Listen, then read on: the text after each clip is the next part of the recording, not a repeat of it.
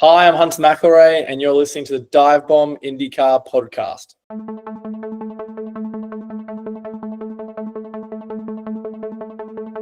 Welcome back, DIVEBOMB IndyCar podcast, and yet again we're joined by a very special guest this week, one-time IndyCar driver, Hunter McElrea. First of all, thanks very much for joining, and you've actually just come off the back at victory in class at Le Mans. You claimed the Endurance Championship with the team as well in IMSA, so a week on now, how are you reflecting on that? Yeah, thanks for having me, guys. It's been a nice end to the year, honestly. We obviously won Petit, Le Mans, and clinched the Endurance Championship, which was super cool for me. But we also won Indy, so that was a back-to-back for us to end the year in IMSA. So not a bad end to the year, that's for sure. And just so our listeners can get to know you a little bit more, you're born in LA, but you represent New Zealand, but did a lot of your racing career in Australia. So what's your background looking like? Yeah, I'm glad we're on a podcast because it's a long story kind of, but I was obviously born in the States, so my dad was working here for like a 3-year period, obviously in the time I was born, which is super funny how it worked out because I don't have to worry about visas or anything like that, which is mega for me. But obviously I left when I was very young. I have no memory of living in the States. I was like not even 2 years old, I don't think. And then I grew up in Australia, basically my whole childhood. So I sound pretty Australian versus New Zealand, but I have a New Zealand passport and spend a lot of my time in New Zealand growing up as well. And actually started racing in New Zealand in cars. It was the first ever championship I raced. So definitely a big heritage for me in New Zealand, my family heritage, and I have a New Zealand passport. So I've raced under the Kiwi flag pretty much for always my whole life. And I kind of always identified probably mainly from the fact that I had a New Zealand passport growing up. Like I obviously have an American passport too, but I never had that till I was 18 or 17 when I decided I was going to try pursue a career over here. So yeah, that's kind of my weird background, kind of Australian, Kiwi, New Zealander, but sorry, American born New Zealander, but sounds Australian. So it definitely, I get a lot of, a lot of jokes and stuff about it. It's so confusing for everyone, but that kind of hopefully sums it up. Yeah, summed it up very nicely. Kind of going back to those childhood years, what were your interests, kind of whether sporting or otherwise as a kid? And kind of was motorsport something that was on your radar or you had an interest in from a young age? Yeah, I mean, I always loved car racing. Like ever since I was little, my passion was always motorsport. But I had a super normal childhood, to be honest. Like I played rugby growing up. So from probably when I was, like 9 or 10 to maybe 13, I played rugby like in a club.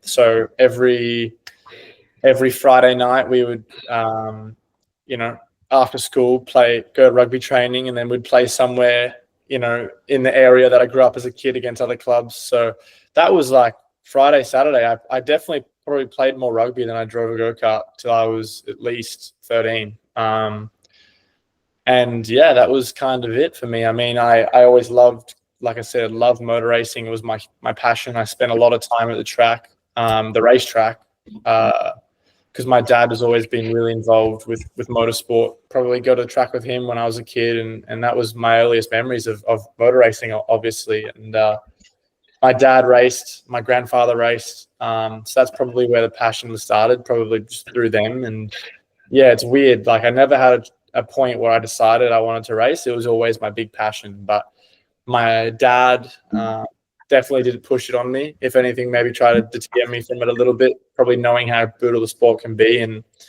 it wasn't like probably he was being cruel, but more from the sense of that, I don't come from a rich family. So it wasn't like something I was going to be kind of blasé about I want to drive. It was like, I had to be do or die about wanting to do it before I even thought about me wanting to do it. So that's kind of my memories, is more of like being around the racetrack with my dad as a kid. And yeah, hoping to do it one day.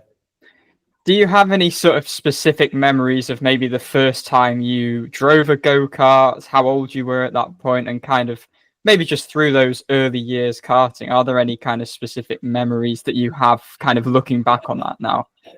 It's funny you ask, because I actually do have a very clear memory of the first time I ever drove a go-kart.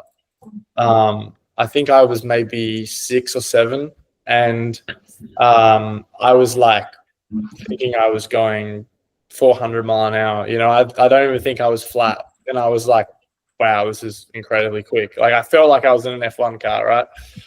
And it was terrible. I was like, I think it wasn't even like a proper track. It was like this little kind of, it's hard to explain. I think it was at like a driver training center of a guy we knew, and it was just little kind of Mickey Mouse track, right? And I was like just shocked by the speed, probably going 40 mile an hour, right? And that was my first initial taste of a go-kart. And then like years later, or a year later, I drove for the first time on a proper track. And I remember thinking, like, I held it flat on the straight, and it was like, for me, being a 7-year-old, was like insanely fast. And I remember thinking, like, man, I'm good. Like, I'm holding it flat on the straight. So that was probably my first memory of like it's stuck in my head. Like, I can't remember which way the track went or anything like that, but I remember the feeling of like holding it flat on the straight and thinking I had the whole racing thing sussed out. So yeah, that's probably my earliest memory. And then kind of through those karting days into, I guess, your early single-seater days, I know like Formula Ford, that's quite a common entrance point for a lot of people. Was there a particular stage you would say you started to contemplate, oh, right, okay, I could maybe do this as a career now, or did it all kind of come quite naturally? Honestly, I think I've been saying probably since I was 7 that I was going to be like I always thought that was my goal. I didn't necessarily know what the journey was going to look like, but I was always like, yeah, I'm going to be a race car driver. Literally my whole life. It was my passion, and it was always like something I've been determined to be since I was super young. And, you know, you have periods where you maybe doubt, like things get hard and things like that. You don't know for sure, right? But I definitely had a pretty big desire since I was a kid about this is what I want to do. But to be honest, I would say, like, where I maybe thought this could be for real was when I won the shootout. I won the Australian Formula Ford Championship, which was a really big deal for me because it was kind of like the situation for me and just with how it was if I didn't win that championship that year, it was like, well, I may as well not bother, because if I don't win this, then I'm not going to win anything higher and there's no point. That's basically how my position was. And I won that championship in a pretty dominating way. And then I won the Mazda to Indy shootout, which gave me the scholarship to get into USF 2000. So that was a really special year, and probably where I thought, okay, you know, at that point you're thinking, man, I'm going to be an IndyCar driver, you know, like you're full of confidence and you're winning everything. And I had no idea of the tough times that would have come, you know, but it's just a part of the journey, right? So that was probably the moment where I thought for real, like, wow, I might be able to do this. Bit off topic, but we'll see why later. New Zealand has some absolutely astronomical standard of racing drivers for a country so small. You got, you know, SVG, McLaughlin, Dixon, Liam Lawson, yourself, Nick Cassidy, Brendan Hartley, the list goes on. So yeah. Do you have any wild theory why this is the case? Why there's so many insanely good racing drivers from New Zealand? Or what are they feeding you over there? Is there something going on that we don't know? I don't know, man, honestly. The crazy thing is like, I think I was actually talking about this a few days ago. New Zealand is literally the size of Colorado. Like, it's in a weird shape, right? But like, if you just put it all in like a block of like the square footage or whatever you want to call it, of the size of the country, it's like Colorado. So like, when you think of it like that, and it's with way less people in Colorado, but if you think of it like that, it's insane, right? Like the per capita or like the ratio of like drivers is just crazy. Like, even, I mean, you rattled off so many good ones, and there's even more. Like, you know, we'd be here all day talking about it. Like Earl Bamber as well. Like, man, so many more. I mean, Jackson Evans, Marcus Armstrong. Yeah, it's like, what the hell? You know, it's just crazy how many there are. And I think it might be something to do with kind of like the mindset really of New Zealand. It's kind of like, you do a lot with a little and you work really hard.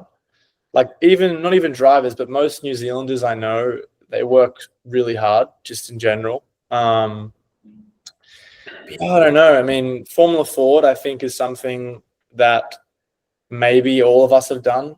I want to say maybe that has something to do with it. And the style of track, the New Zealand tracks are all super small and little quirky tracks. But again, I don't think it's that simple of just like a certain track and a certain car. But I think it's, yeah, I wish I could tell you, like, yeah, we're just amazing. And, we just do this one year of this category and we're just ready for world domination. It's not like that, honestly. Secret doping scheme going on in New Zealand racing drivers. I have no clue, honestly, but it's cool. And I'm super proud to see that. Like, it's mega, the amount of people flying the Kiwi flag high. And obviously Liam Lawson's probably the leader, I would say, just with what he's doing in F1. It's so cool to see. And, it's near impossible for someone to get to Formula One these days. And the fact that someone like him, who came from zero money and just had the backing of, a country, really. I mean, he's really had mega support to get him where he is. And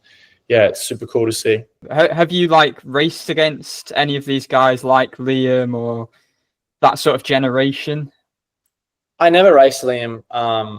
I think I'm like a year or two older than him, and he was maybe definitely when I was in Formula Ford in New Zealand, he was still a few years behind me, I think, in terms of he was still in karts. But yeah, we've raced. I mean, man, he's been in Europe, obviously, when I was in kind of the American of wheel ladder. So we definitely went different directions. But he raced a few guys I raced, I think, in Aussie F4, and I think that was really it. We really have probably never crossed paths at all. But yeah, I'm sure there's a few we've raced, especially now maybe in sports car with a few guys, like all the F2 guys I've raced this year. But yeah, I don't really know that we've crossed paths in that way. So just sort of looking at your career in the States, obviously that's sort of what we're here to talk about at the end of the day. You obviously won the shootout, as you mentioned, in the 2018. But what was the sort of initial decision to move to the US? Was there an appeal initially for you to step up to the IndyCar ladder? And I guess after then it was an easy decision to step up once you won that shootout. Yeah, I mean, honestly, I made the choice pretty early on, I would say. I mean, everyone dreams of F1, I think, it's just everyone does. And if they say that they didn't, they're lying at some point, right? You're initially, when you're a kid, you always aim for the top, right? But, I always loved IndyCar and the Indy 500, and the scholarship program for me was something that I thought was super special, that nowhere else in the world was really offering, right?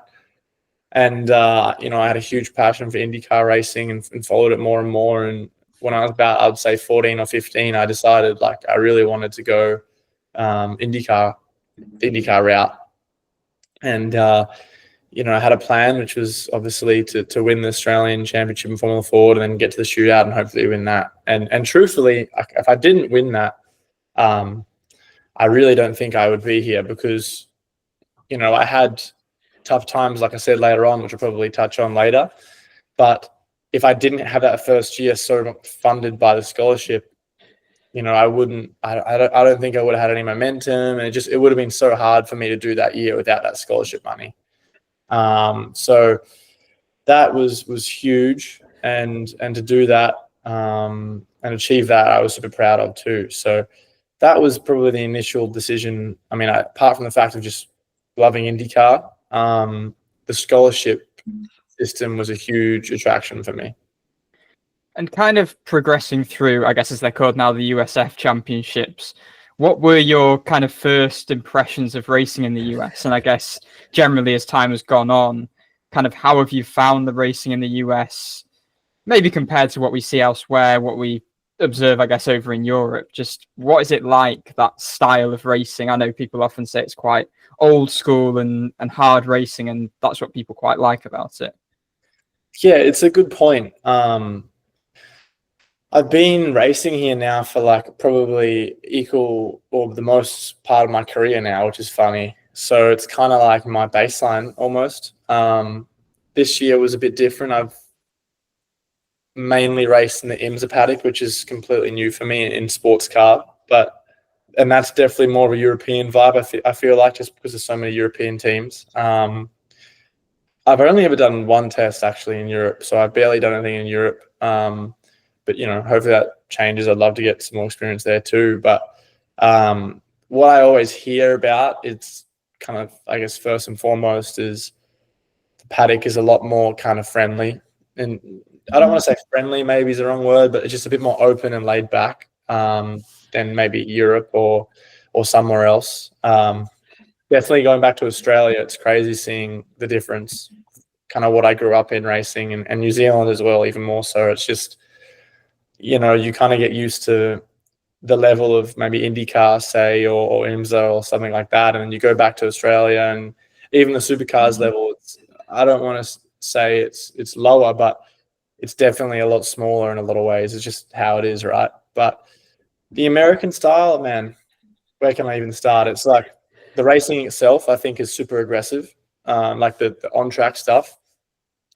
Like IndyCar-wise, IMSA and IndyCar, I think, both have a bit more leverage to race, I guess, harder. Like there's certain things, right? Like you're not allowed to block in a certain way. They're very strict on that. But the wheel-to-wheel stuff, like, you basically can run a guy off the road in America, which is the crazy thing. Like IndyCar, I mean, everyone who watches that knows the standards there. Like, you can basically drive, if he's on the outside, you can basically drive him into the hot dog stand, and they don't care. So it's kind of like outside suicide in IndyCar. IMSA's not as bad, but in Europe, it seems that's like, not allowed at all. So it's a few little things. I mean, I'm probably not the guy to answer that the best, because I've mainly only driven in the States the last few years. So I probably don't have the best perspective on that. But for sure, what I've heard is the paddock's probably a bit more friendly and open and relaxed. But the on-track stuff, you can drive really, really hard and old school. So that's probably the best way I can answer that. So then you kind of progressed through the ranks in the road to Indy. You came close to a couple of championships, then obviously did your couple of years in Indy Next, Indy Lights, where you claimed multiple wins, 4th, 2nd in the championship. So just how do you, it's quite a generic question, but just how do you reflect on those years, I guess, developing yourself as a driver through those, I guess, 5-6 years coming through the road to Indy? Yeah, it's crazy. It's kind of bittersweet, I would say. Like, I'm really proud of what I achieved. I won at everything I did, and I think I'm only one of the few guys to be on pole and win in every category, which is super cool. The first year was probably kind of sums up my whole road to Indy career. I feel like we had an awesome year. I was leading the championship this is in USF 2000, but I was leading the championship to the last race, and unfortunately we had a little electronic sensor fail, which was no fault of anyone's, and that was, I had to start at rear, and I lost the championship because of that. And it was, you never know for sure, right? But had I just been able to qualify, I'm sure that we would have been at the front, and I think I needed to finish in the top 7 to win the championship, which I think I finished on the podium like 13 out of 15 times. So it was a tough pill to swallow. And then the 2 years in pro were honestly quite difficult. I was a rookie driver, and Paps Racing, who, I have nothing but amazing things to say about them. They definitely are a big reason of why I was able to stay in the road to Indy. And Augie Paps, the team owner, is a guy I'm super close with and is an amazing guy. But we were a rookie team and rookie driver, and it was a big learning curve. Like the first year, it was a super competitive year, and it was tough at times, but we ended with a win, which was cool. And then the next year we were going for the championship assault, and it was just a crazy up and down year. Like, I had the most poles, and we won races at the start of the year. We started off strong, and we kind of got into a bit of a tailspin in the middle of the year and had a big rough patch, and basically at the back every weekend and didn't know why. and then had a big comeback at the end of the year, and I won a bunch of races again, and we got back to the top 3. So the 2 years there were tough, but definitely made me better, and I wouldn't have probably changed it because I still ended up getting the best opportunity to drive the Andretti. And yeah, those 2 years were also a whirlwind. Like, I had pole my first race by about 3/10 in Indy Lights, which was like, wow, okay, here we go. And then, you know, I made a lot of rookie errors, just really fast, but just a lot of hard learning mistakes probably that I grew from. And I got rookie of the year and things like that. And it was still a positive year with a lot of learning. And then last year was probably the toughest one to swallow, I would say. It was like, okay, this is it. This is the year. Obviously, everyone wants to win, and there's one winner, right? But for me, I was really sure that this was the year, and that was the year for me to get into IndyCar, right? And again, it was just one of those years where, okay, on paper, look, I won races. I was on pole. We got second in the championship. We fought all the way to the end. On paper, it was a successful year, but it was really like a champion or nothing year. And unfortunately, I didn't, again, just came short in the championship. And it was just one of those years where nothing really went right. Like, okay, I had 2 wins, but it was for the speed we had and the potential we had, it wasn't anywhere near, I feel like, what we were capable of. But it was just one of those things, you know, it was a lot of things. I'd probably be here for 2 hours talking about it, but I don't want to sound salty or anything like that because, again, there's one winner, right? And I'm so lucky to have been able to get through with the supporters and sponsors and investors I had. My family gave everything they had for me to do it, and that was stressful too, you know, honestly. I'm not going to lie. Like, it's tough when your family are literally putting every cent they have, and it's like not even a tenth of the budget, right? So I was so lucky just to get through. But yeah, at the end of last year, I had nothing, and there was a really stressful time because there was no IndyCar opportunities, and I had no budget to do next again. So it was a very tough spot to be in. Obviously, as part of your road to IndyCar career, you were doing ovals for the first time in your career. So how was the adaptation to racing ovals, and how did you sort of enjoy them after the 5 years or so you did in the system? Yeah, it's crazy. Like, the ovals are an interesting beast. Like, I've had success on ovals. I feel like I have a lot of unfinished business on them still, to be honest. I mean, I have a win and a pole and a lot of podiums, but I feel like I'm still yet to like really master the oval. You kind of have to turn your brain off sometimes. It's very counterintuitive. Doing a lap is, for me, not the difficult part. Like, I feel quite confident when I have the car I need to go out and put the car where I need it to be fast on the oval. But where the oval's tricky is racing in traffic. Like, you're basically putting in to pass cars, especially in IndyCar and in Indy Next. You have to put yourself in a position to where you're basically on the limit of crashing in dirty air and just in being uncomfortable in uncomfortable spots to pass, unless you have like some huge tire advantage or something. So it's very scary at times, you know, to do that. So you have to be brave, to be honest, and just a lot of calculated risks. So for me, I would say that the hardest thing about oval racing is the traffic management in the race, especially when you're lapping slower cars and things like that. So I really enjoy them. You know, you can have a very long, if you don't have the car where you need it, it can be the longest race of your life. Or if you have the car in a window where you're happy, it can be the most fun race of your life. So ovals, it's probably something where, you know, I don't want to say it's not driver because it really is. I mean, Joseph Newgarden is just insane on an oval because he's just so good in short track traffic. But if you don't have the car where you need it, it's very limited what you can do to do that. So it's something that I feel like I want to do more and master a bit more. But yeah, it's a different beast, that's for sure.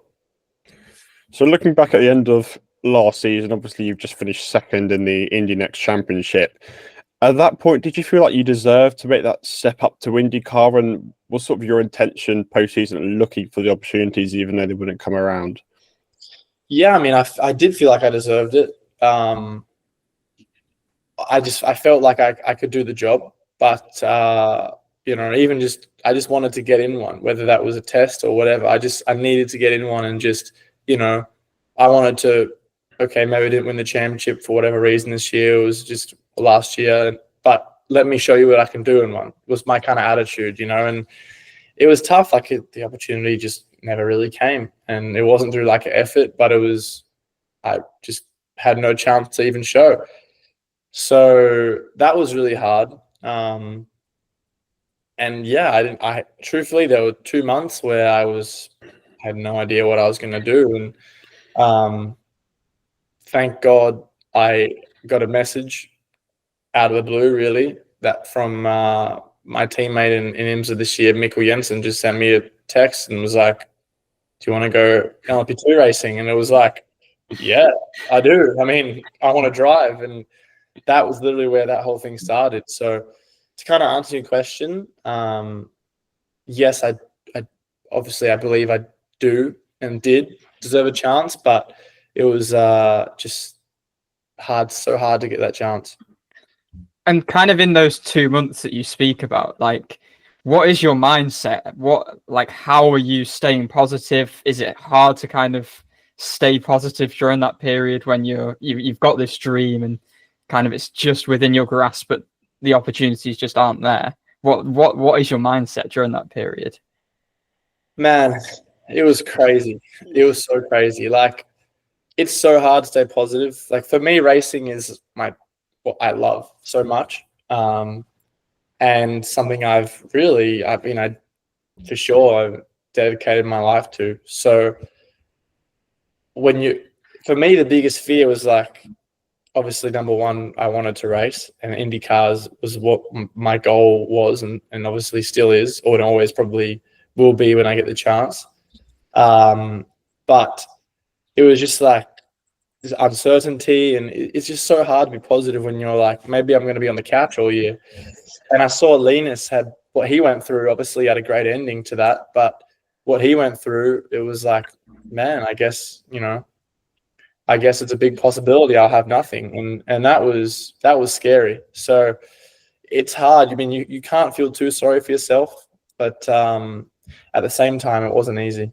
Looking on the other side and the more positive side of the story, hopefully, you turned your attention to sports cars, LMP2s, as you said. Was there any other options for IMSA? Obviously, but when that came about, was that your only pick? And what was it sort of that drew you to IMSA initially? What's the appeal of racing in the series? It's a good question. Like, honestly, I figured out very quickly, and I think you see with a lot of people, even the F2 guys that don't have F1 opportunities, which is pretty much all of them, they want to still drive something, and you need to still drive something, right? Like, you want to stay race fit. And there was, like, to be honest, a golden opportunity presented to me to join Stephen Thomas and Mikkel Jensen in IMSA as their driver. Something I never even really thought about doing. I mean, I'd love to have done it, but I never thought I'd be doing it at this point. And something very, very new to me. So that was awesome to do that. Obviously, it's a very fast car still, something that's very similar to the Indy Lights, Indy Next speed, in some ways a lot quicker.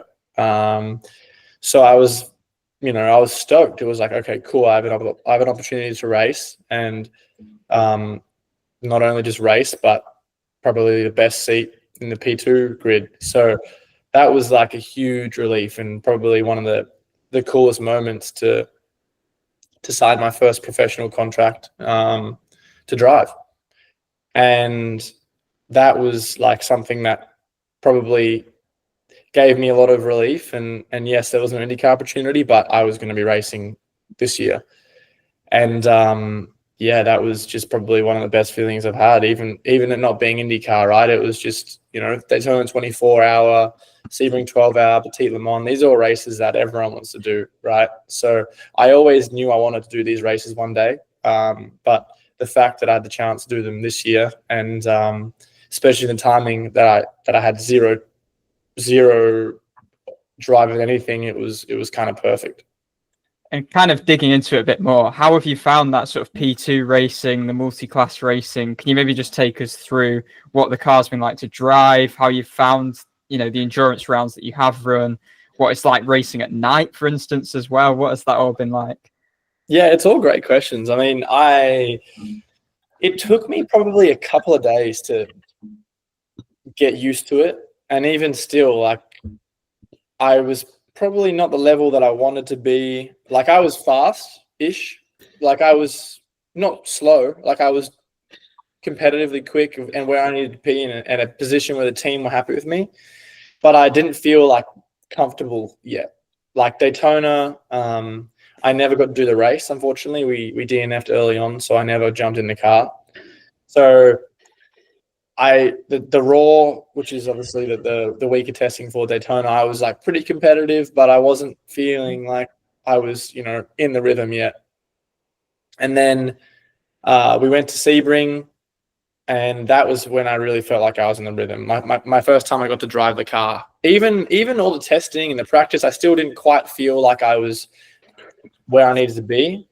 But when I did my first race scenario, it was like it just all kind of gelled. And it felt awesome. Like, you do so many laps in an endurance race, something that also was very new to me, which is just crazy. I think you do, like, at Sebring, I maybe did 4 Indy next races in one day, or maybe more. So you're getting so much track time, and that's when you really understand the car and understand the flow of traffic. And I had a really awesome debut in sports car. It was, I had an awesome pass to the lead that, like, blew up on social media, and got to the lead and pulled away and was battling like Paul DeResta and all these legends of sports car racing and other racing that I've kind of knew of since a kid. I was like racing them and beating them. So I was like, this is awesome, man. Like, I had the time of my life. And we ended up finishing second. But that was like, Sebring was the turning point for me where I really felt good in the car. And I had like the most fun I'd ever had in a race. Like, it was so fun, in the traffic. It just, you're on the limit for like a stint. And sometimes, like in a Indy Lights race, it sounds bad to say, but I would almost get distracted because I had nothing to do. Like, it sounds bad, but when I was in the lead of a race with a big lead, and there's no pit stops, maybe there's a yellow, but even still, there's a yellow. Like, you have to really screw up to not win. So you kind of know, like, okay, I just need to keep on the black stuff. And like, especially when they're telling you to push, like, I want to, or not to push, like, I want to push and like go for lap time, but you're just kind of driving in limbo for 20 laps. And for me, that was like a hard thing to do, because then I would like be driving at a pace that was fine, but I was like not focused because I was, it's kind of a weird thing. Whereas in IMSA and sports car, you never have 1 second to rest, because you'll be in your own battle, and then you'll be hitting a fuel number, and then you'll also be managing traffic every lap, every corner. And I kind of like that. And the IndyCar, which we'll probably talk about later on, was a similar thing, because there's a lot going on with fuel saving and things like that. And I kind of preferred that. It was a lot funner because you also feel like you're fighting for something. Whereas, in Indy Lights, it was hard sometimes. You never give up, and I never gave up, but you were in your position and something crazy had to happen for it to change. So I enjoyed the hell out of that, like being able to fight every lap, and, you never knew what was going to happen with traffic, and it was just, you were always battling, and you were never out of the fight, which to me was so exciting. And definitely something that I probably didn't realize that I would enjoy so much, to be honest with you.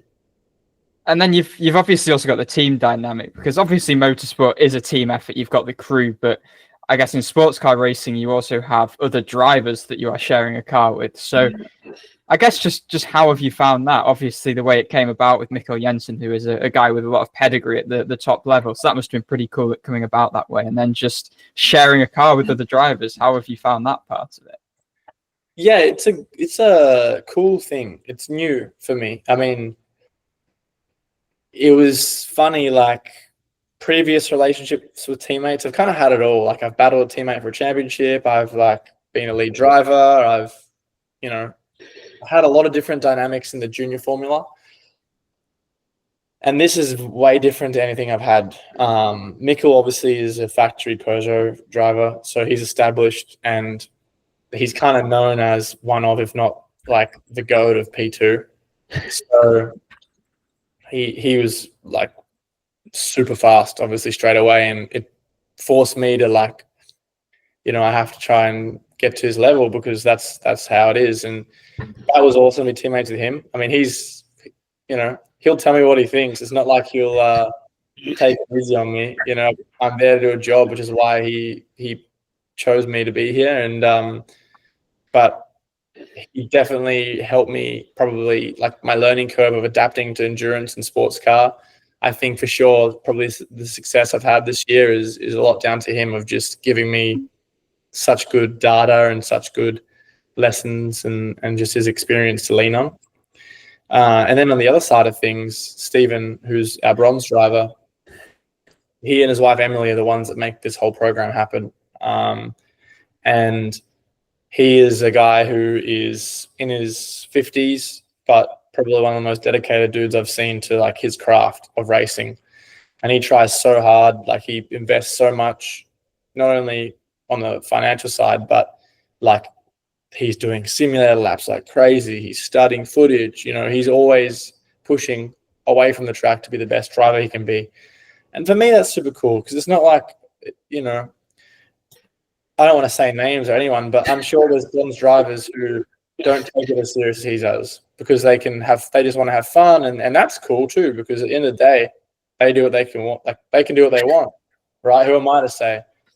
But Stephen takes it so serious that it makes me want to push to help him as well, because he's obviously giving it 110%. So it's a very, very cool trio. He definitely has given us an awesome opportunity of where I feel like we have the best of everything. And in the same time, you can kind of see his development over the year. Ben Keating is a guy that is probably like respected around the world as one of the top bronze drivers, and Stephen is right on him and out qualifying him sometimes. So for a guy that only has been driving 5 years, like you have to respect that. So it's a great trio. Looking across the course, you've obviously had quite a mixed year results-wise, but obviously a great end, winning the Michelin Endurance Cup. So I guess from your perspective, where this was your last chance in racing, pretty much, this was your last opportunity, how important, I guess, do you value this for yourself and future prospects, where you have won in the last chance you sort of had in your career? Yeah, man, it was awesome. Like obviously coming so close to a lot of championships in my junior formula, kind of road to Indy stuff, to show up and win the endurance championship my first year and add a championship to my name for the first time in 5 years was awesome. And it really does mean a lot, because it's such a hard thing to do, winning a championship. I don't care what championship it is. You can be the best driver with the best team, the best engineer, and if things don't go your way or you're not delivering everything you have, it can slip away like that. So for us to win the endurance championship, and obviously Petit Le Mans, which is a race that everyone knows of and everyone wants to win, and to add that to my resume was mega. And I don't necessarily think it's confirmed yet, but things are looking good for next year to obviously do it again with the same people in IMSA in the same program. So we're working towards that, getting that confirmed. But I think we can for sure aim for the same success, if not hopefully more, next year as well. So yeah, I feel like I made the most of my opportunity, and I'm pretty proud of like my adaptation to sports car, because it's not too dissimilar, but to succeed, I feel like how we have, it takes everyone, and I for sure can't take all of the credit, because like I said, it's a team effort, but I do really feel that I made a contribution this year.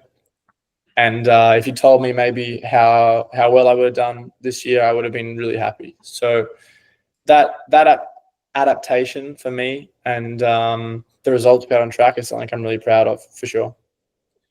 So going on to sort of the IndyCar stuff, we know you got your first opportunity in Mid-Ohio with Dale Coyne for the test. So first of all, how did that opportunity come around for you? It's funny. It's kind of, again, I feel like I'm always saying it's a long story, but obviously this year I had a lot of downtime in between races, and I would spend that flat out trying to get an IndyCar drive, and I would have zero success with it. It was impossible, it felt like.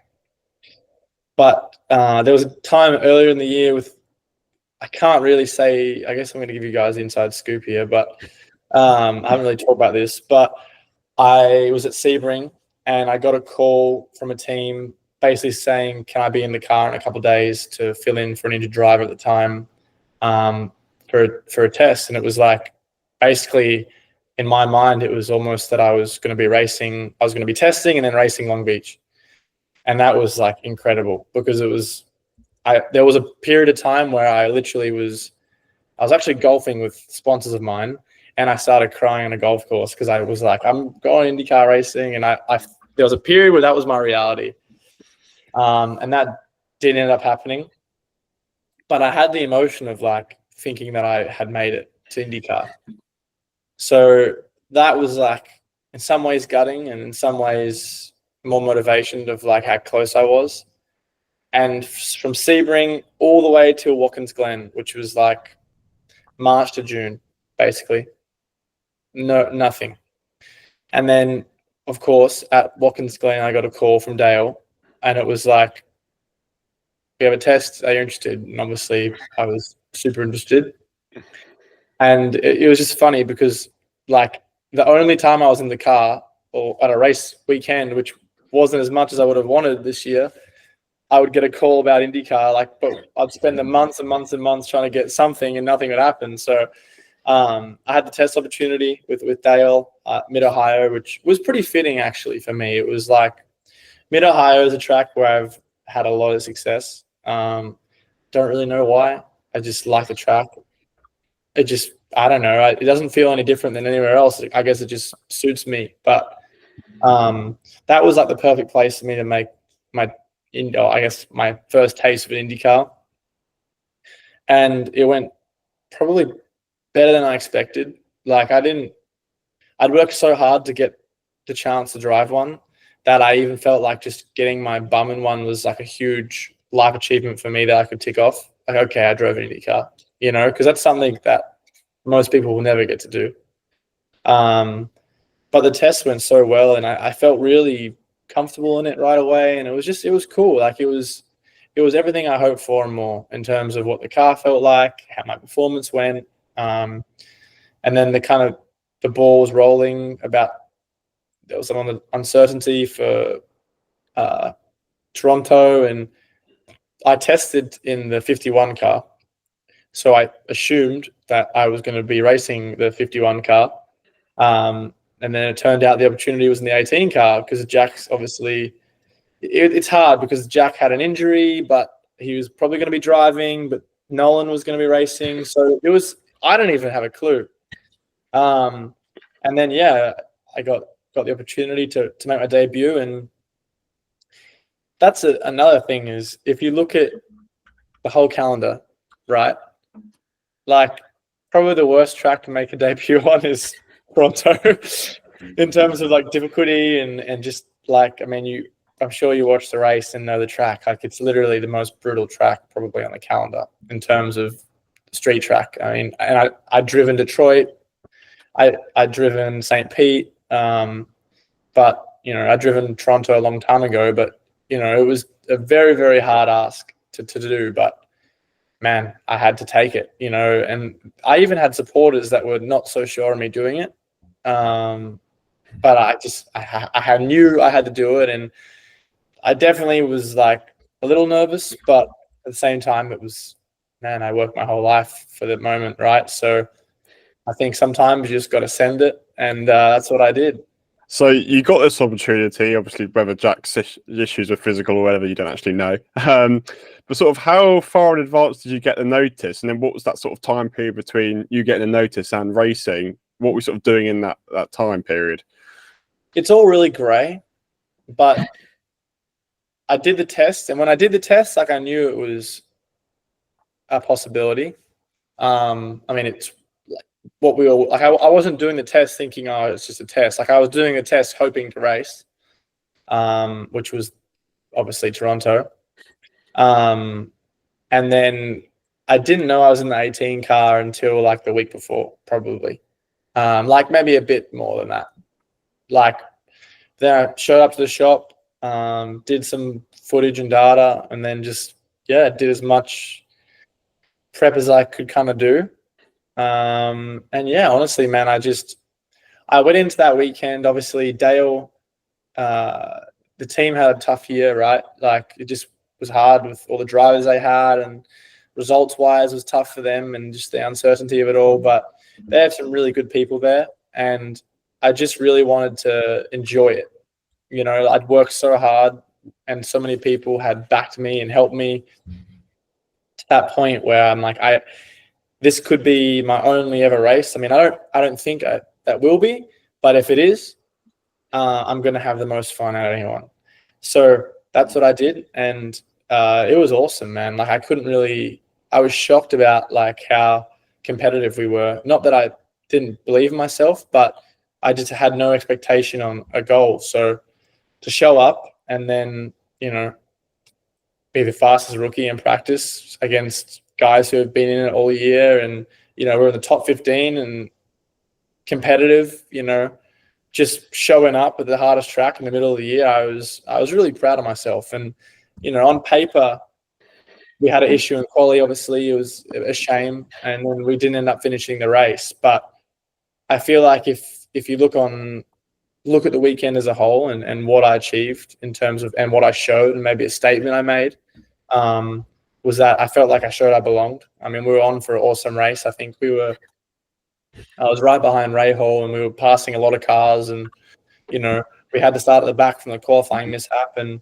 you know, I was driving for the field with, I think, the same pace as Colton. So it was a mega, mega, mega opportunity, and something like when I drove the IndyCar, I'm like, man, I need this. You know, like I need this in my life. It's so fun, and I just felt good. You know, it felt right. So super grateful for that opportunity, and I think, you know, yes, on paper, it doesn't look amazing, but for those who are following and those who are watching, and the statement I really feel like I made, and the support I honestly had too. Like it was really shocking the amount of fans that I got from that weekend. That was awesome. Like I had so many nice messages, so many people come up and give me gifts at Toronto and give me bracelets and stuff like that. Like it was crazy. I wasn't expecting anyone to even know who I was. So that was just a mega, mega experience. Glad you got some notice. I think Tristan Vautier found out on Wednesday morning that I'd be in the car on Friday. So good job you got a bit more notice. Kind of just following on from what you've just said, like, do you feel, you know, obviously, even though the qualifying didn't go your way or the race finish didn't go your way, do you feel like your performance for the majority of the race through practice, has that left you in really good standing? And I guess just generally making your IndyCar debut, just how fulfilling does that feel now? It's very fulfilling in the sense of achieving that on merit. You know, it was a really surreal thing to be, you know, in an IndyCar event, and like driving out the pits and like having Dixon in front of you. It's like, for a moment, it's kind of crazy, but then it was also really cool. Like it gets very normal very quick. Or for me, it did. Like I didn't feel out of my depth. I felt confident and good, and it was great. I mean, what on paper was probably the toughest scenario I could probably put myself in, just rocking up to a Toronto IndyCar race and just throwing myself on the deep end, seeing how it goes, and to have, like I said, the performance and the speed that we did.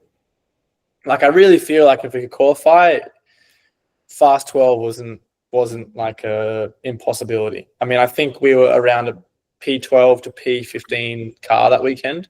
But, you know, who knows? Like I felt so strong on the alternate tire that I never got to have a go. So could have been better. Who knows? But that for sure puts me in a better spot than I was with no experience. And, you know, yes, am I probably looking at things a little differently than I did a year ago? Yeah, I don't know which way my career is going to go. Obviously, I've kind of flourished in sports car this past year, and it's looking like I'm going to have a good opportunity there again next year. But in the same token, like, I'll never not pursue IndyCar and the chance to drive one, because I really feel like I belong there and can perform well. And I am in talks with teams. I don't know whether I'll be racing next year or not, but I really feel like I'm going to be in one again, hopefully in the near future, whether it's a test or whatever that is. I'm just going to keep putting myself in the position I can to try and be there when something happens, or if it does. Like, look at last year or this year. Sorry, it's a weird time of year, but if you look at the past year and the amount of seat swaps and crazy things going on, you couldn't even have scripted it. So, I think for me, I'll be lingering around, waiting for an opportunity, and I really feel like I hope I get another shot, and hopefully when I do, I can make a big splash. And just before we kind of move away from Toronto and just look ahead a bit more, kind of how much translated from obviously the test at Mid-Ohio, then as you've spoken about in depth, kind of Toronto being this tricky, tight street track. What were the challenges? I guess what were some of the specific challenges maybe you faced that weekend, going from obviously only testing the car once and that being on a road course to then going onto this treacherous, tight, bumpy street track? Yeah, I mean, it's funny. Like, in a few ways, I feel like it almost, I don't want to say it helped me, because it obviously was this huge challenge, but I kind of was just like, screw it, I'm just going to drive as hard as I can, and like, I literally drove, I probably pushed more than I would usually, because number one, I wanted to make the most of it. It was like literally for me, I approached that like it was going to be my last ever opportunity, and I wanted to drive the absolute wheels off it as hard as I could. So in some way, maybe that was a part of my speed, but also it's so difficult, man, because you have no room for error, and you're learning so many things on the go. So it kind of just limits what you can do and the rate you can learn, because you can't go over limit under like you would at a normal track. It's like over limit in the wall, done. So I had a super clean practice and everything, like no mistakes, all good, and just everything went to plan. And then we had a little electrical issue in qualifying, which, the dominoes fell and it ended up with us not getting a lap in qualifying. So that sucked. But it was just kind of one of those positions where I kind of had to balance learning as quick as I could, but also not pushing. So who knows? Maybe it would have gone way better at Mid-Ohio if I got to drive, but we'll never know. But for sure, it was like a baptism by fire. And I think that for me kind of adds to why I was proud of myself, because it was such a tough ask. Definitely. I guess in the next step in your career, what is your racing ambitions? You said you've had a great year in IMSA, and obviously the plan is for you to return. Is there anything else otherwise that you'd realistically like to race? And I guess, is IndyCar still your main goal? Yeah, it is, for sure. I mean, for me, I want to win Le Mans. I want to win the Indy 500. Those two things would be incredible. I mean, I want to be in IndyCar. I can't lie. Like, I really want the opportunity just to get another race next year and show what I can do. But I also want to win the Daytona 24-hour.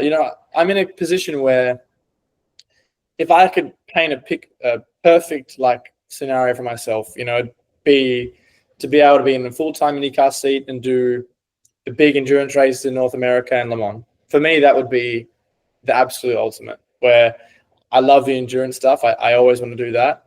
But I also really want to be an IndyCar. So to me, that would be amazing, being able to try compete for Daytona win, Le Mans win, and Indy 500. And Monaco to complete triple crown will be a bit more difficult, I think. But if I was able to win Le Mans outright and win the Indy 500, I think that would just be incredible. So they're my ultimate dreams. And obviously an IndyCar championship would be too. But for the immediate future, I'm kind of looking. I mean, they're always going to be my goals. But in terms of short-term goals, I mean, I really want to win Daytona next January. That would be a huge achievement for me. And trying to get back into an IndyCar as soon as possible too would be another immediate goal, because I won't achieve those big goals if I don't get back in one. So kind of trying to look a bit more short term right now, knowing what's going to help me get to my long-term goals. But for sure, I mean, I think I'm looking more on the sports car side in terms of the awesome things I can do in that side of the sport as well. But the IndyCar, man, it's especially after getting a taste of it, it's going to be hard to forget. So just have a few more serious ones, and hopefully the end we'll have some more quick fire, more fun ones.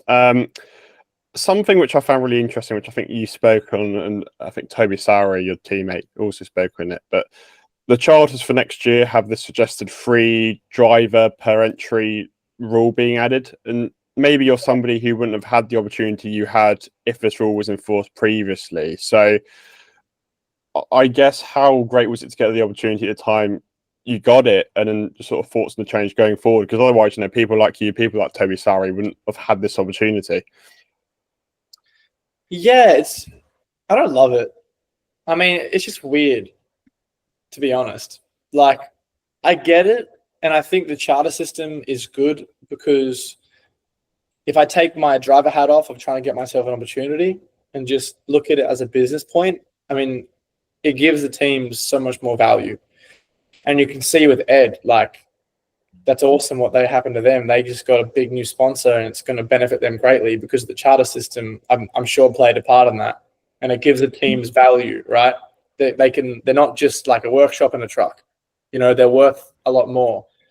And I understand that of the charter system, but I don't really get the 3 driver thing. I mean, it's just, why? I mean, obviously, if you're having 3 drivers in a year, it's probably not amazing. I mean, it's probably a crazy scenario. But if I didn't get to drive because there was a 3 driver limit, that would have sucked. So I don't know, man. Unfortunately, I can't make those decisions, but I probably would. I think it's just unnecessary. I saw it was called like the Dale Coyne rule or something like that, which is kind of funny. But at the same time, I mean, I feel like, yes, was it kind of wild what Dale had to do? Yes. But, man, like, I probably never would have drove an IndyCar if that didn't happen. So who knows what I go on to do, but maybe that could have been a huge catalyst of something that leads to me getting more opportunities. And if I never had that one, I would have never, I don't want to say give up, but if I didn't get that opportunity, man, I don't know how I would get in one now, So even just the talks I have with teams, like, they all know that I at least have, I feel like, a lot of raw speed that it's proven on a race weekend in a tough circumstance. So,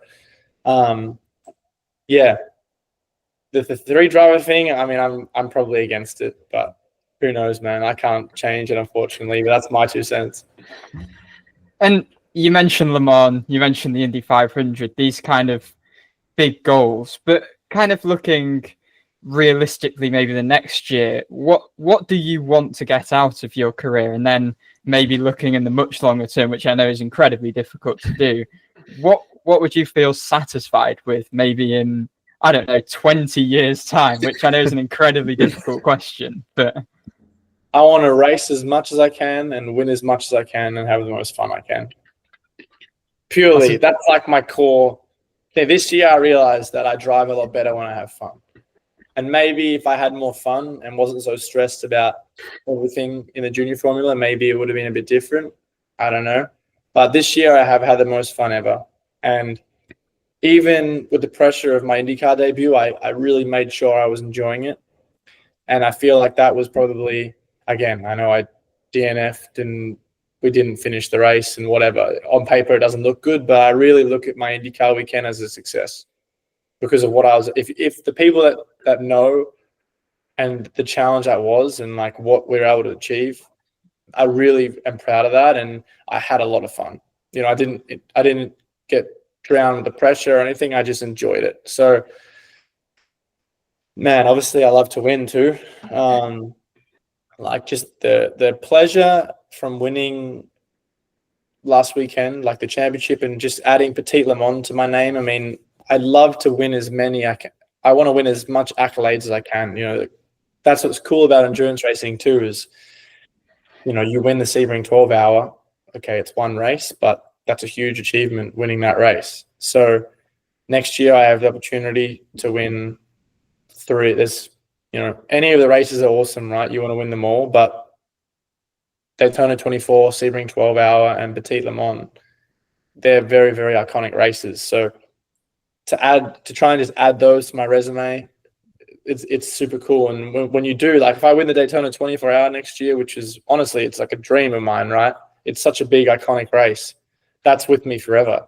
So those kind of things is stuff that fires me up and motivates me a lot for sure, just to get that resume filled. That's a really great answer. And I think for a final serious question, obviously a lot of people kind of view single-seater racing as the pinnacle. But I mean, I guess this is quite topical because of some things we've seen on Twitter about IMSA, etc. Oh no! Can you just speak to the fact that, like, you know, you can be content with a career that isn't necessarily an IndyCar, and that having a career in IMSA or the World Endurance Championship can still be a phenomenal thing and can, you know, really build legacies, I guess. So can you just speak to, I guess, that sort of point? Yeah, it's kind of funny. So because I did a tweet the other day, it like blew up, and it was probably taken a little bit the wrong way. I mean, I can see why it did, but for those who don't know, it was like, I forget, someone posted like IMSA sucks or something, right? And I think I said something dumb like whatever, get ratioed, and I literally did it as a like thinking it whatever, and the next day it was like blew up. And then I have like F1 fans coming at me and all this stuff. And honestly, man, like I am an F1 fan. I love motor racing. I grew up wanting to be an F1 driver, and like I love motorsport. And I kind of wish people would like, I don't come from the sense of like F1 sucks, because I love F1. You know, I love MotoGP. I love the junior European stuff. I love the Road to Indy stuff. I love all forms of racing. And being able to do this as a job is my dream. And that's my core dream as a kid. So I wish maybe sometimes people would maybe not hate on the sports a bit. I think the Drive to Survive stuff has grown F1 like crazy, and it's awesome because motorsport deserves more fans. But I think maybe some of those fans don't really understand the other types of racing. That's fine. I mean, that's fine. But yeah, if you're racing sports car or GT3 or anything, I think if you're racing, like all of us who have passion for racing, if you're doing that as a job, that's amazing. So I'm glad you asked that. I kind of needed to patch that up because I feel like it came across as I don't like F1, but I love F1. You know, I watched it today or yesterday, and yeah, it's funny you asked that. I thought I'd clear that up a bit. So hopefully that does. Yeah, that was good. So moving on to the more unserious, real podcasty sort of stuff, stepping away from the racing. So what sort of a fun fact or a few fun facts about yourself that people may not know? Well, we cleared up my nationality debacle. So usually they don't know that I'm born in the States because my accent is not very American. But man, I guess I'm very tall. Every time someone meets me, I'm definitely like on the limit of being too tall for a race car driver. Like that's always something someone says is, I can't believe you fit in a race car.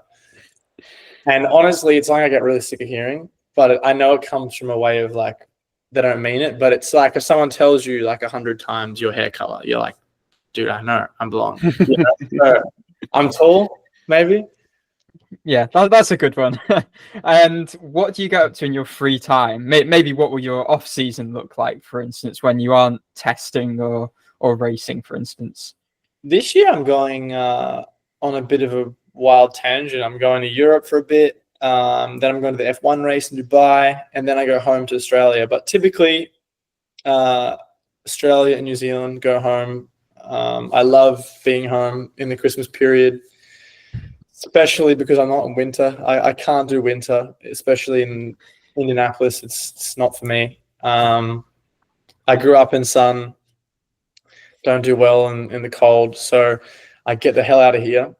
I love playing golf with my mates, just on the jet ski, just hanging out with friends that I haven't seen all year, So I really enjoy that.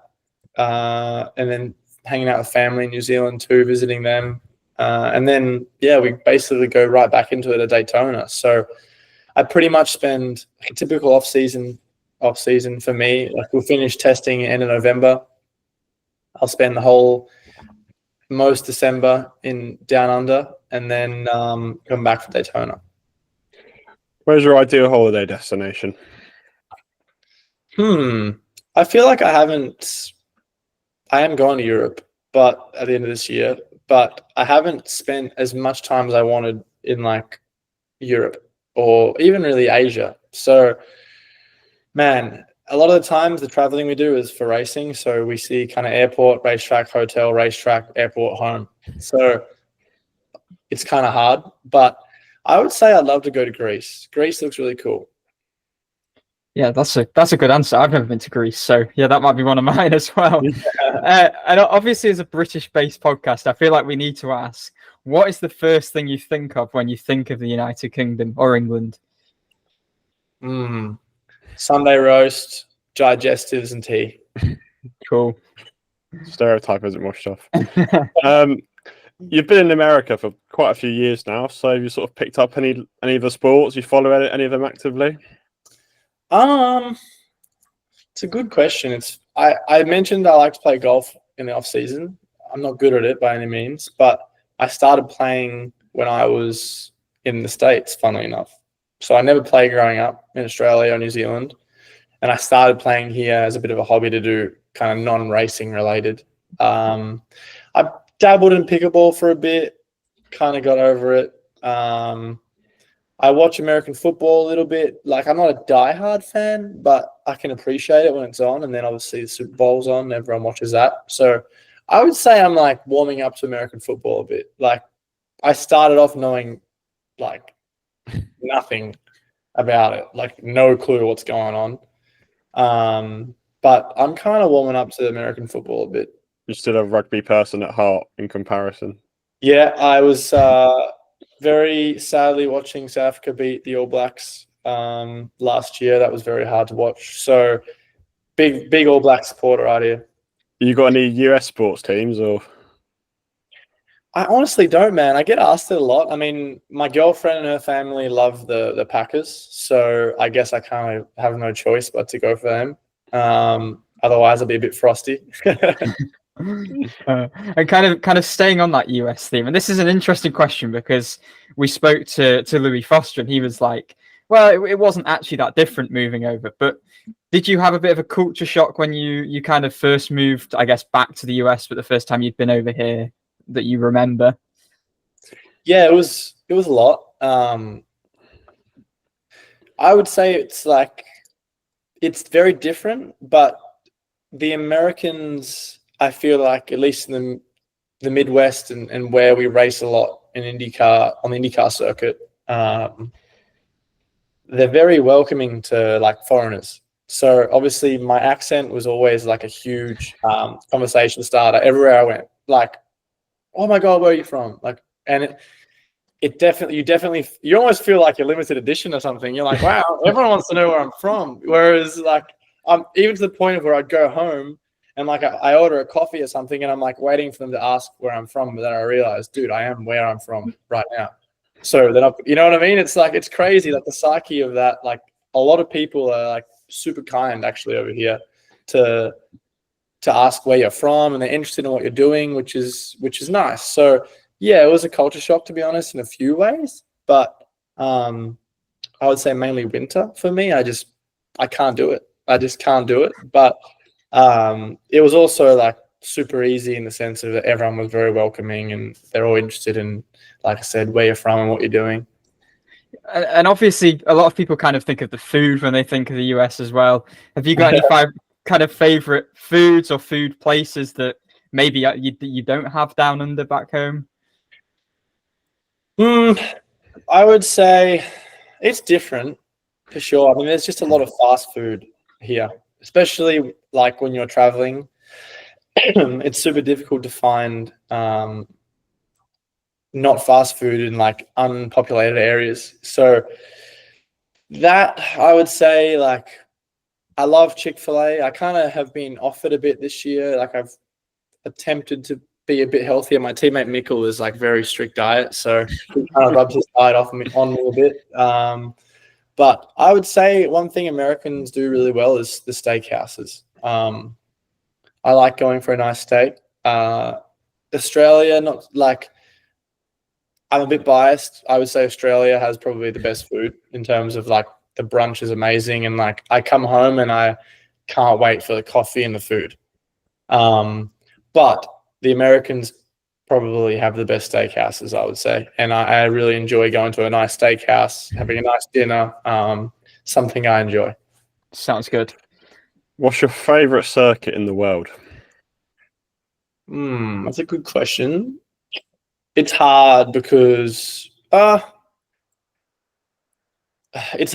want to say where you had success. You know, Yeah. like I love Mid-Ohio. If you look at Mid-Ohio as a circuit, it's definitely not the most glamorous in the world. Like it's kind of in the middle of nowhere. Ohio facilities isn't amazing, but like I love that track. It's just I enjoy driving that track. Watkins Glen and Road Atlanta this year were pretty awesome, I have to say. I love those circuits. In the world, I'm gonna have to say Watkins Glen, man. Like, in terms of trying to be unbiased, like Watkins Glen, it's so cool. Like the bus stop chicane, the flat out right, like, and there's just walls, and it really gets the adrenaline going, and it's just a really fun track. So Watkins Glen, unbiased, I'm gonna have to go with. That's really interesting because your one-time IndyCar teammate Toby Sarri's answer was also Watkins Glen. So No way. Yeah. There you go. So I must not be lying. You see. Do you have one in Australia or New Zealand or? New Zealand, Highlands Motorsport Park in New Zealand is mega. It's just one of a kind. I mean, Google it, like Highlands Motorsport Park. It has the most insane backdrop. It's got a bridge. You do a jump. It's insane. I've only ever driven a Ferrari around there, but just in terms of a bit of everything, it's got like stupidly fast corners, walls right next to you, super open corners, like I said, a bridge, super banked corners, and yeah, the most beautiful backdrop probably in the world. So Highlands in New Zealand is the top of my list. Tough question. We touched on it earlier. Rank your top 5 active racing drivers from New Zealand. Oh, I guess I can't say myself, right? Yeah, if you can, if you want. Okay. It's hard not to put Scott Dixon at the top, because of obvious reasons. McLaughlin also, you can't miss him. Mitch Evans. Man, there's too many not to name. There's too many. That's why we asked. Too bad.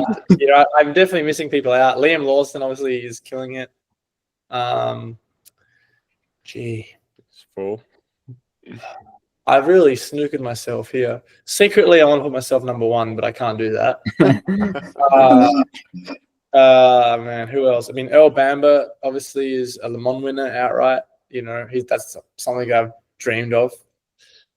Man, Nick Cassidy, he's won Super Formula and everything. You know, he's another guy that's just doing mega. Man, it's unfair. I can't even. I could be here all day naming them. SVG, I haven't even mentioned SVG. SVG, yeah. It's just there's too many to name. No top 5. Yeah, no, I don't blame. That's why I asked, because I don't know either. So wondering if you could get a perspective. It's a hard question. Yeah, it's full circle to the start of the episode with the New Zealand motorsport heritage. But just to close off, we ask all of the drivers we have on for 2 songs to add to our kind of podcast music playlist. So, do you have 2 songs you would like to recommend for our playlist, please? Oh, I better have a look at my Spotify. I think this is every driver's first answer. I better look at my Spotify. It changes a lot. Oh man, I would feel like I'd put. It's kind of funny. I would put Apple by Charlie XCX because I just have to. Yeah, I've seen the Twitter coverage of that. Yeah, and then I would put Waiting for Tonight by Fisher. Okay, Awesome. cool. The question that I always ask as well, having moved to the US, have you got into country music? No, brother. No. It's always very mixed responses. I have to say, I appreciate what they do.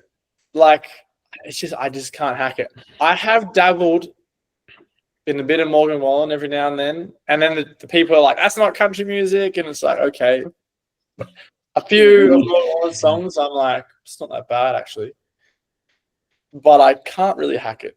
I don't know. It's just, I don't want to be disrespectful. Like when I go to Nashville, man, I get it. I'm all about it. Cowboy hat on, you blend in, right? Like when in Rome. But I will sometimes blast Morgan Wallen, I will admit, but it's not often. So I wouldn't say there's any other country artists I'd probably listen to.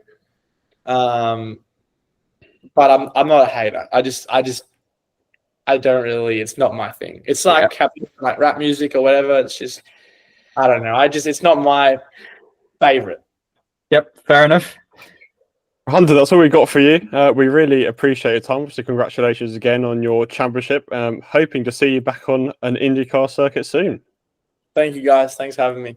So that's it with Hunter. I mean, that was a really good interview. I hope you enjoyed it. Loads of insight from Hunter about his past, his future, and his little IndyCar cameo. So that was really enjoyable from our end. So hopefully that came across for you guys as well. And as always, really, really thank Hunter for his time to give up speaking to us. And hopefully gave you a really, really great episode. But as we do at the end of every episode, we're going to go into our history segment. So it's my turn, and I'm doing the 1925 to the 1929 era. And as Archie sort of alluded to, this is the period that's really difficult because the stories aren't really coming out.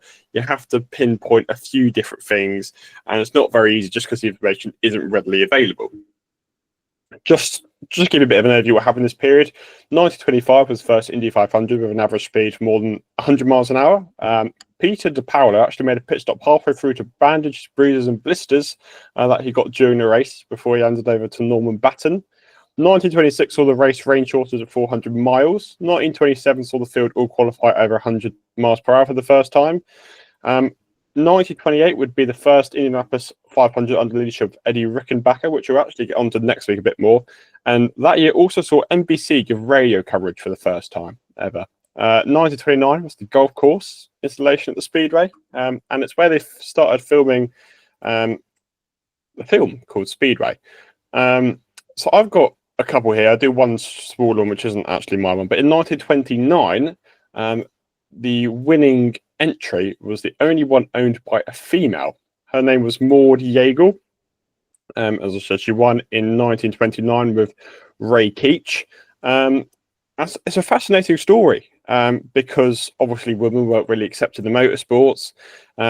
And when they were putting the press release for her, they actually identified her as a male just because females weren't really a thing in this sort of period.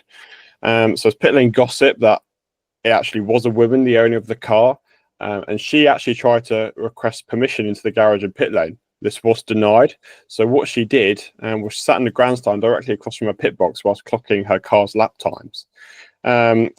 One of the comments was actually horrors. Women are trying to break down the last male stronghold in the sports and automobile world. Ray Priest wrote about the situation. So very different time to what it is now. But I'm actually going to go back to 1928 for the Indianapolis 500 because it's not a story as such, but the whole race is absolutely mind-boggling. So Louis Mayer, who we'll get onto in 8 years' time from 1928, was obviously a three-time winner. claim the first of his victories this year. He didn't land his ride until 1 week before the race. It was 4 days before qualifying, because the previous car owner entered for a different driver, but the backing fell through. So the car was sold to a man called Alden Simpson 4 days before as the qualifying was supposed to begin. He hired Louis Mayer, who qualified in 13th position and then eventually won the race. However, it's really fascinating because he was in a three-way battle with Tony Giulotta and Jimmy Gleason. On lap 181, Giulotta had a leaking fuel tank and a clogged fuel line, so just 19 laps to go. So that was him at the elimination. And in lap 196, 4 laps to go for Speedway, Gleason was obviously in the mix with Meyer. He headed to the pits to take on water for his radiator, obviously to help cool it down. His engineer missed the radiator and doused the car's magneto with water, which basically ruined that side of the car and ruined his chance of victory, which led Meyer to win. So imagine that. You lose an Indianapolis 500 because your crew member misses the target when they're spraying water. Imagine, oh God, Fascinating. The fine margins. The fine margins. So yeah, that's my submission for this week. The 1928 Indianapolis 500 was lost for Jimmy Gleason because his crew member missed spraying water on the radiator. Unbelievable. Stay tuned for next week's because it is an unbelievable story. I won't spoil it now, but listen in because it is. The baton's passed back to me as well. Full responsibility to me to deliver that one. So that's it of a history. And obviously, just a reminder, as we do every single week, if, like the rest of us, are bored of IndyCar off season, you have Hunter McElrea to occupy you for the last hour, what do you do now? Well, an always good bet is to head to the Formula Motorsport website, the best place to get your IndyCar merchandise in the UK and the rest of Europe. They have a Halloween sale going up this week, so it's the great time to get merchandise. Loads of different items on sale at the minute. They've got IndyCar pickup trucks on sale. They've got die casts. They've got IndyCar figures. Loads to get and the Halloween sale. So it's a great time to check that out if you wanted to. You can use the discount code 5BOMB, all one word, FIVEBOMB, to gain 5% off products on the FMS site. Visit the highlights on the DIVEBOMB Motorsport Instagram account for a link to an exclusive VIP section on the FMS store, courtesy of DIVEBOMB. And you can head to the DIVEBOMB website where you can find the Formula Motorshop banner on our homepage, or you can alternatively head to formulamotorshop.co.uk. Stay tuned for exclusive giveaways, events, and other content. Right, so that's all we've got time for this week. Really hope you enjoyed it. Another week with a driver. Hunter was actually excellent from our end, so I really hope you enjoyed that as well. Some great stories and stories you probably wouldn't find elsewhere. So really good to learn that from Hunter in this week's episode. As we said last week, we've got no idea what's going on next week, so you'll find out in due course. We might get another driver on like we so happen to do, so Hunter. But as I said, we really do appreciate his time for the episode because it was a really good episode. So for this week, that's all we got. As always, we really thank you for watching, really thank you for listening. If you have any feedback or want to send any feedback on Hunter or anything, let us know. You can DM us on Instagram, drop us a line on Twitter, whatever. Get in touch with us. Let's hear what you want to see out of our seasoning and any other content you want to see over the course of the next 5 months or so. We'll be happy to get in touch and we can chat all things IndyCar. But as I said, this is all for this week. So thanks very much for watching. Thanks very much for listening, and we will see you next time.